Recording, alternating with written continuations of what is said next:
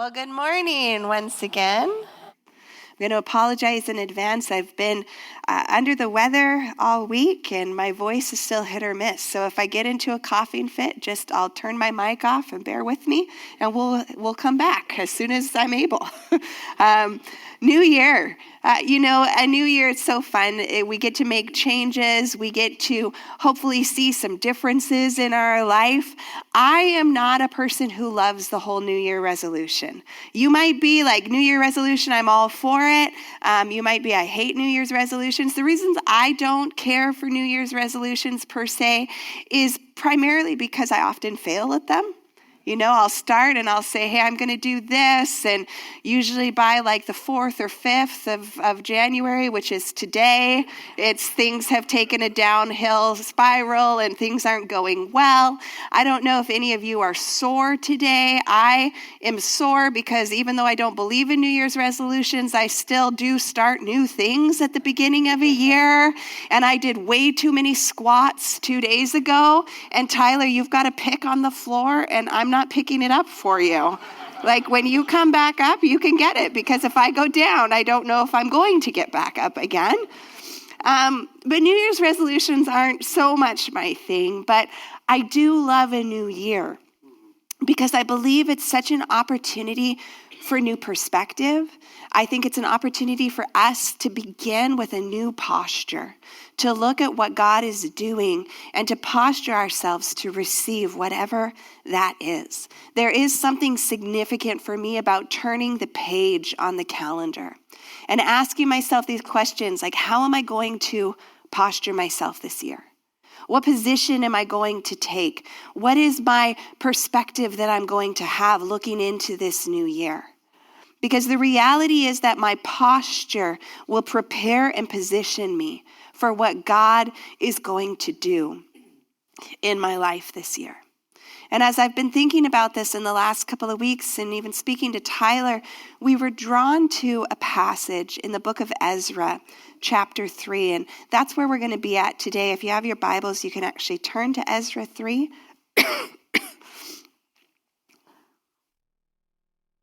The book of Ezra is the account of God's people who are returning to Jerusalem after spending 70 years in captivity in Babylon. For 70 years, they were a captive people in Babylon, and the book of Ezra starts right after the people were able to return.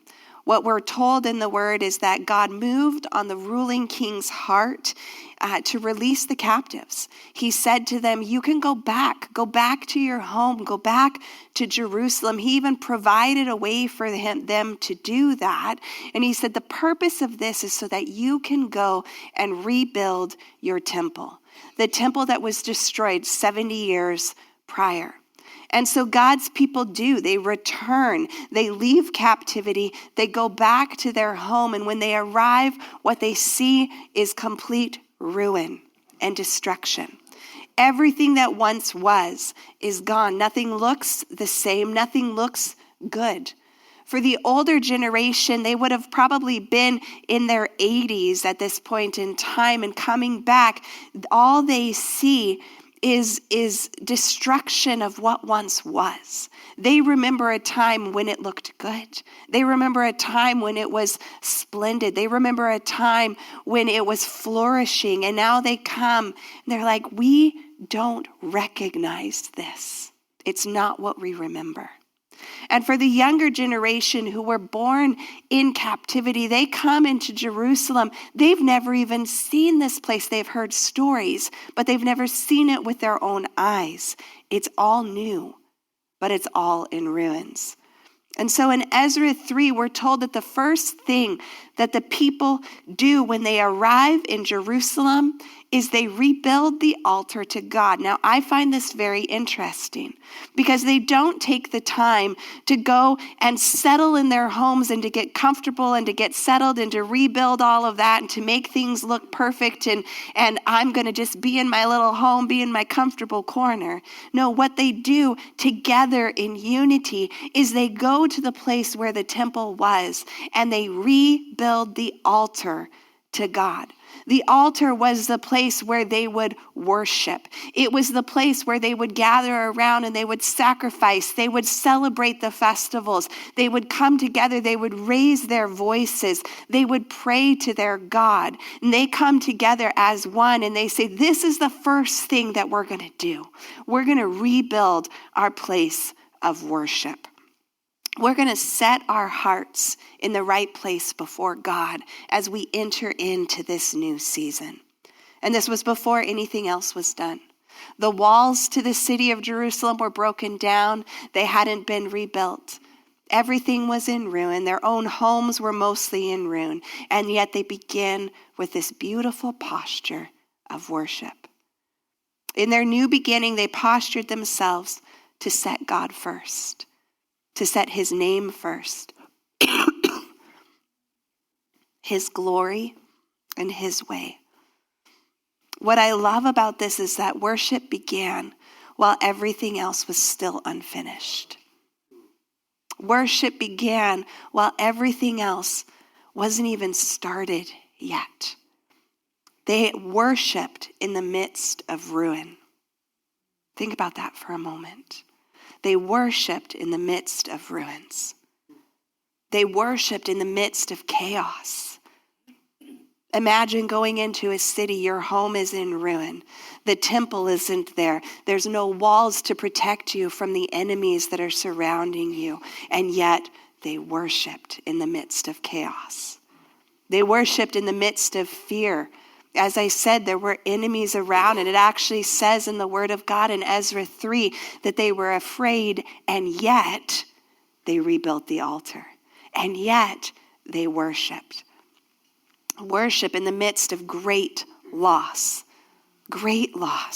looking and seeing this isn't what we remember. This isn't what we were told about. And yet we will posture ourselves to worship. And worship in the midst of the unknown. I wonder if any of these scenarios resonate with you this morning. The worship in the midst of whatever it is, ruin, in the midst of fear, in the midst of the unknown. What are you worshiping in the midst of today? What is your posture? Because what I see from this account in Ezra is that God is at work in the midst of it all, even when things look incomplete, even when things look unfinished or perhaps a little unsettled or uncertain. The people postured themselves to worship first. And I think as we enter into a new year, we can learn from that our posture first is that of worship. God was working then. And God is working now. And our posture, your posture, and my posture as we enter this new year positions us for what God is going to do, for the work that he is doing. You know, if we wait for everything to be finished, because we like to do this sometimes, right? We like to wait for everything to be perfect, for everything to be settled, for everything to be known.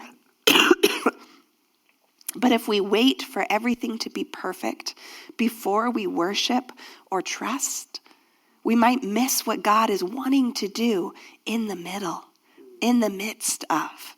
It's that peace that passes all understanding that guards our hearts in the midst of the trouble or the chaos or the unknown. Coming with a posture of worship so that we don't miss what God is doing in those in-between moments. God is at work.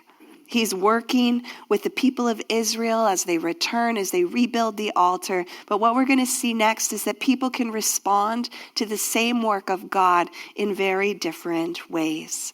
In Ezra chapter 3, verses 10 to 13, I'm going to read it to you this morning from the New Living Translation, if I can. From verse 10. Says, when the builders completed the foundation of the Lord's temple, the priests put on their robes and took their places to blow their trumpets.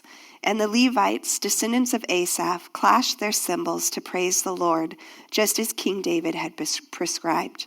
With praise and thanks, they sang this song to the Lord. He is good. His faithful love for Israel endures forever. Then all the people gave a great shout, praising the Lord because the foundation of the Lord's temple had been laid. Listen to this. But many of the older priests, Levites, and other leaders who had seen the first temple wept aloud when they saw the new temple's foundation. The others, however, were shouting for joy. The joyful shouting and the weeping mingled together in a loud noise that could be heard far in the distance.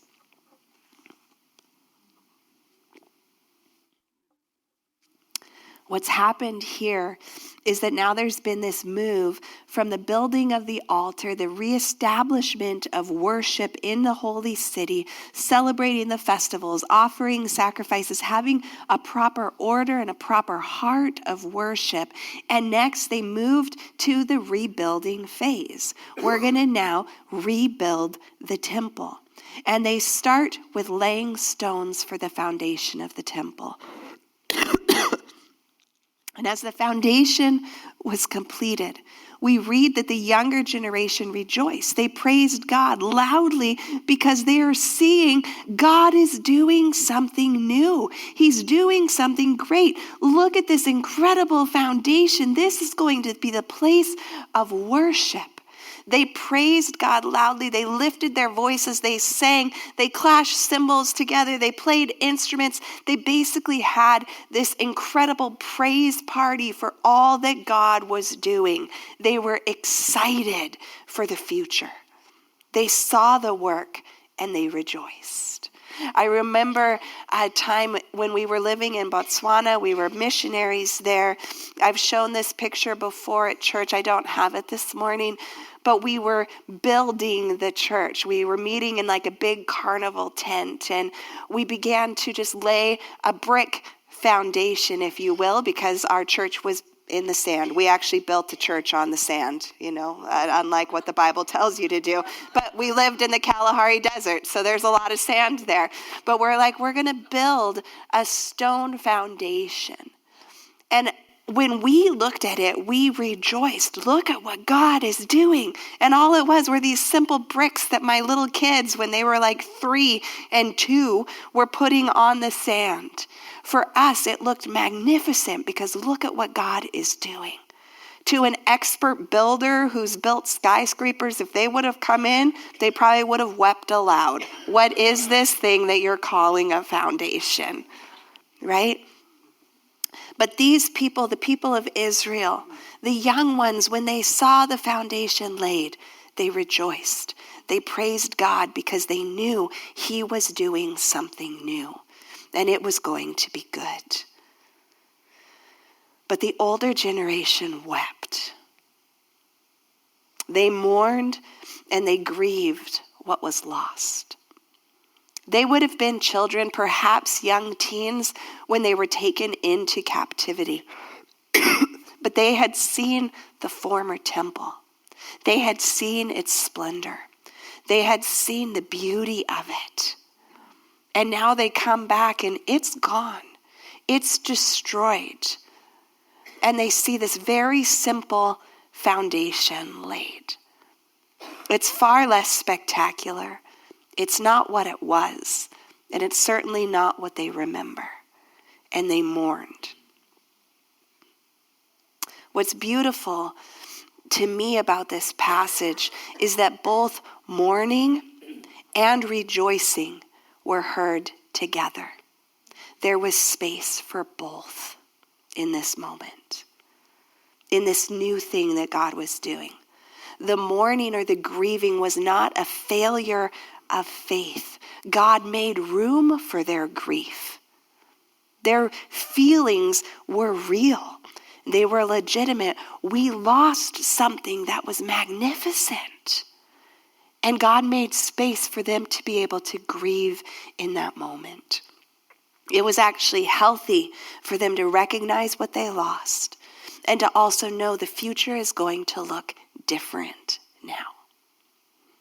But also that grieving was done in tandem with rejoicing, with praise. It's this beautiful picture, I believe, of God's church.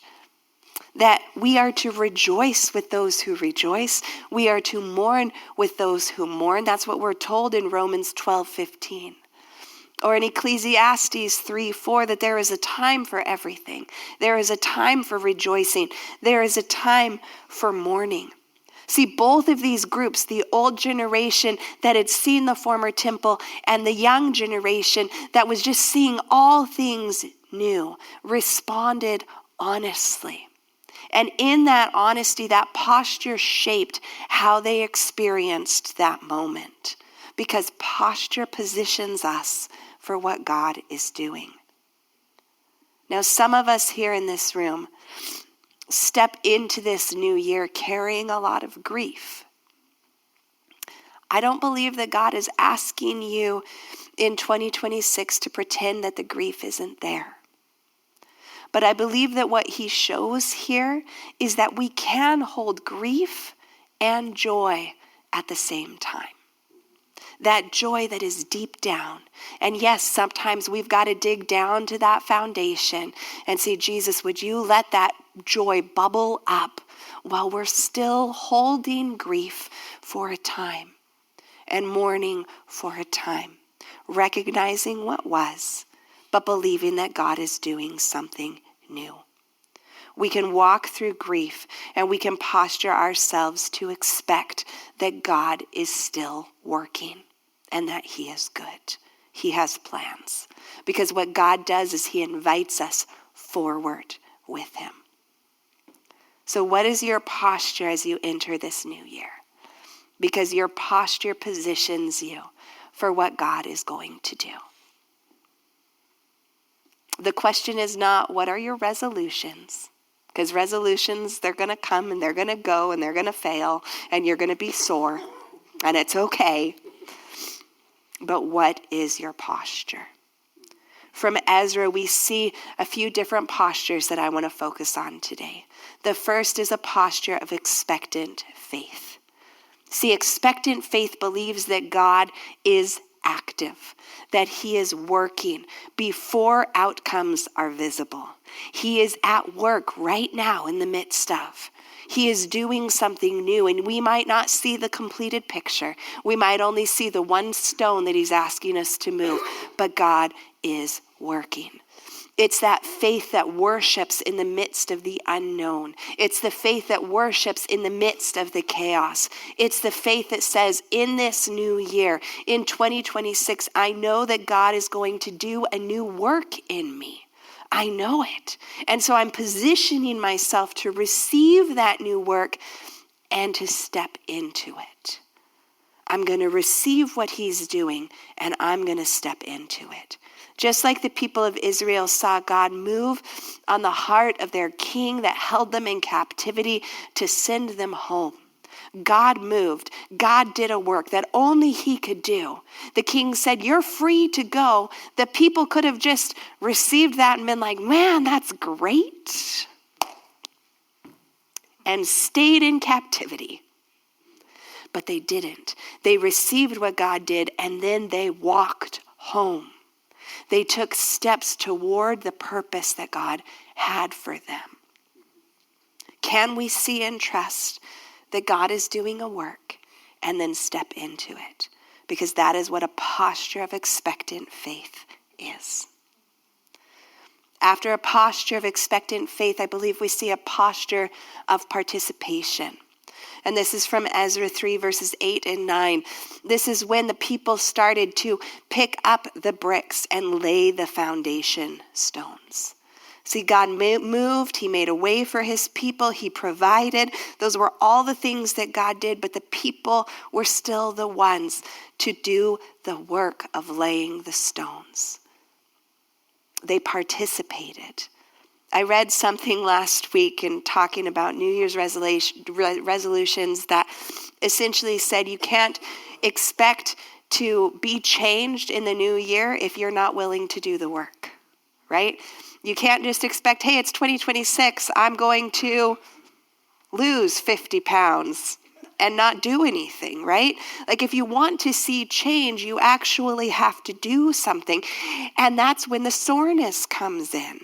right? And even in our spiritual walk, sometimes it's working some spiritual muscles that haven't been worked in quite some time, right? Are we willing to get to work? Are we willing to participate? We expect that God will move. We know that he is working, but he also is inviting us to be active participants, not lazy bystanders. He's saying, I've got something new. Come and join me. Pick up a brick. Let's lay the foundation. Think about that for a moment. You partner with what God is doing in you and through you. What a privilege. What a beautiful invitation. The posture of participation takes intention. It takes saying, this is what I'm going to do. It takes asking God even, what do you have for me now? What do you have for me in this new year? What is it that is the first step? Where's that first brick that you want me to lay? And then when we hear it and we receive it, we actively do it. That is our posture of participation. Expectation without participation will never lead to lasting transformation. We are meant to be active participants. God is working, but our posture determines whether we participate in what it is that he's doing. The next posture is that of humble obedience. Being obedient even when things maybe don't look the way we expected them to. In Zechariah chapter 4, verse 10, the prophet says, do not despise these small beginnings, for the Lord rejoices to see the work begin. Do you know what he's referencing? He's referencing the laying of the foundation in Ezra. He says, don't despise the small beginnings. God delights in them. God doesn't expect perfection in a day, and neither should we. I believe that God expects us to be a little bit sore as we posture ourselves to begin the work in partnership with him to see the change that he's bringing. Are you beginning small, little small steps? I'm going to read my Bible more every day. I'm going to spend more time in prayer. I'm going to worship with full abandon. Are you beginning with perhaps some ways that are small? In your eyes, God does not despise those small things. He's like, good, let's go, start there. I've got more for you. Small obedience may not feel impressive in the moment, but that posture positions you for what God is doing.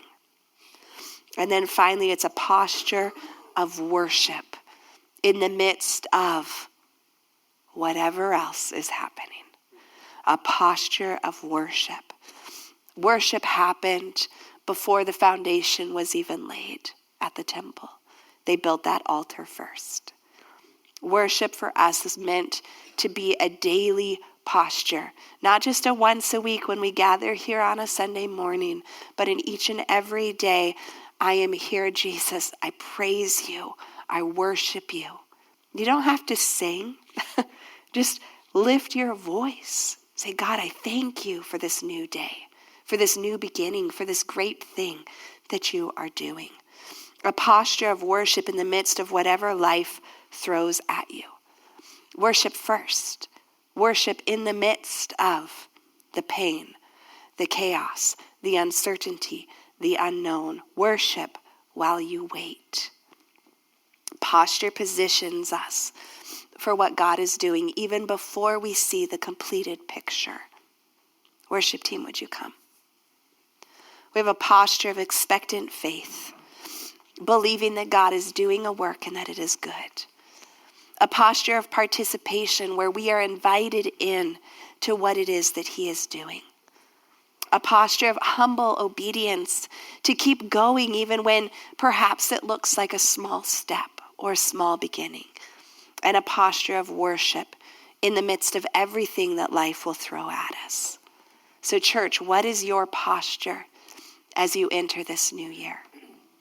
What is your posture for 2026? And as you think about that, I want to read to you a passage from Lamentations chapter 3. This is verses 22 and 23. Yet I still dare to hope when I remember this. The faithful love of the Lord never ends. His mercies never cease. Great is his faithfulness. His mercies begin afresh each morning. Church, God's mercies are new each morning. Every time when you turn the page on the calendar, every morning when your feet hit the floor, when you get out of bed, his mercies are new. He has something new for you today and each day of this year, because he is a faithful God and he is at work. So would you posture yourselves for what God is doing this year? God has done good before, and he will do it again. Our God is not done. He's not like 2025, okay, I'm out. He is here, and he's working, and he's going to continue to work, continue to do it again and again and again to show himself faithful, and he invites us in. Would you be an active participant with me? Let's work together to see all things new in 2026. Church, would you stand? We're going to worship together.